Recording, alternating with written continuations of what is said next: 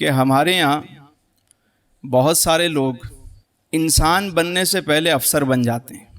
سب کچھ اس کے پاس ہوتا ہے مگر انسانیت اس کے اندر نہیں ہوتی، کہ خدا کی مخلوق کو وہ مخلوق ہی نہیں سمجھتا، تو جانوروں سے بھی بدتر سلوک کرتا ہے انسانوں کے ساتھ.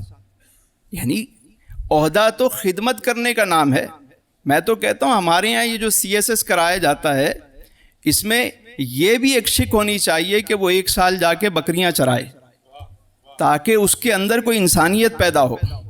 اس کو سب کچھ سکھا دیتے ہیں لیکن یہ نہیں سکھاتے کہ ایک اچھا انسان کیسے بنتا ہے، اس میں عاجزی کیسے پیدا ہو. اب CSS کر کے افسر آ گیا، کوئی اس کی شیو کر رہا ہے، کوئی اس کے بوٹ پالش کر رہا ہے، وہ تو سب کو یہی سمجھتا ہے، اپنی رعایا سمجھتا ہے. سیدنا فاروق اعظم رضی اللہ تعالیٰ عنہ، اللہ اکبر، آپ جب کسی کو عہدہ دیتے تو اسے بلاتے، کوئی گورنر بناتے بلاتے، اور کہا سب سے پہلے تو اپنے اثاثے ڈکلیئر کرو.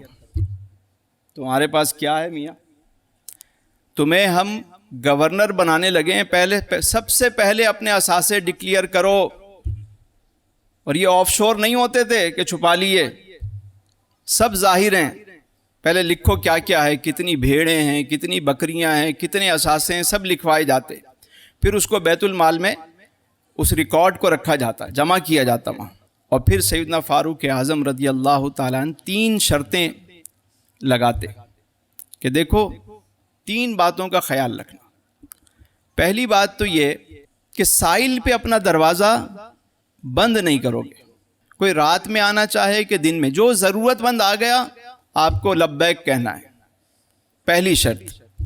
دوسری شرط یہ کہ ریشمی لباس نہیں پہنو گے، شاہی لباس، کوئی ریشمی لباس زیب تن نہیں کرو گے. تیسری شرط یہ ہے ترکی النسل گھوڑا یہ سواری نہیں کرو گے. یعنی اس دور کی یہ کوئی مرسیڈیز ہوتی ہو، مطلب سواری ہوتی، مہنگی سواری تھی.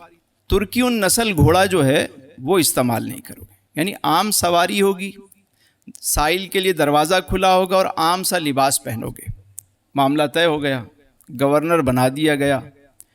ایک گورنر کے بارے میں پتہ چلا آپ کو کہ وہ تو شاہی لباس بھی پہنتے ہیں اور اپنی مرضی سے لوگوں سے ملتے ہیں اور پروٹوکول بھی رکھتے ہیں، سواری بھی ترکی النسل گھوڑا استعمال کرتے ہیں. آپ نے بلا لیا، آ جاؤ. میاں آپ کے بارے میں شکایت آئی ہے، آپ کیا کہتے ہیں؟ کہا حضور میں اس لیے کرتا ہوں تاکہ پتہ چلے کہ مسلمانوں کا گورنر ہے، تھوڑا شان و شوکت پتہ چلے، تھوڑا پروٹوکول ہونا چاہیے نا. ذرا بھرم پڑتا ہے، جیسے ہمارے یہاں لوگ ہمیں سکھا رہے ہوتے ہیں بہت ساری باتیں، ہٹو بچو ہٹو بچو، صاحب بہادر آ رہے ہیں، ہٹو ہٹو ہٹو. وہ جو انگریز سکھا کے گئے آج بھی اسی پہ لگے ہوئے، یہ کچھ نہیں سیکھ پائے.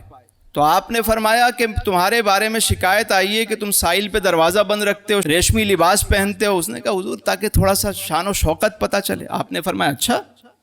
سب سے پہلے تو عہدے سے معزول کیا جاتا ہے، آپ کو عہدہ واپس لیا گیا. پھر سیدنا فاروق اعظم رضی اللہ تعالیٰ نے جو بات کہی وہ بات سننے والی ہے. آپ نے فرمایا کہ اسے بکریوں کا ایک ریوڑ دو اور فرمایا کہ جا کے بکریاں چراؤ جنگل میں. تم انسانوں پر حکمرانی کرنے کے قابل نہیں ہو، پہلے بھیڑ بکریاں چراؤ تاکہ تمہارے اندر عاجزی پیدا ہو، انکساری پیدا ہو، تمہیں پتہ چلے کہ مخلوق کی خدمت کیسے کی جاتی ہے. بات سمجھ میں آ رہی؟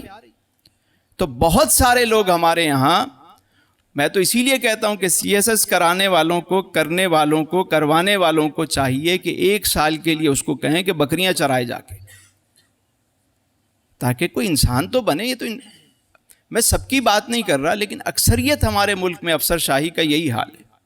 کوئی کام آپ بغیر پیسوں کے کروا لیں، بغیر رشوت کے کروا کے دکھا دیں، فرعون بن کے بیٹھے ہوئے.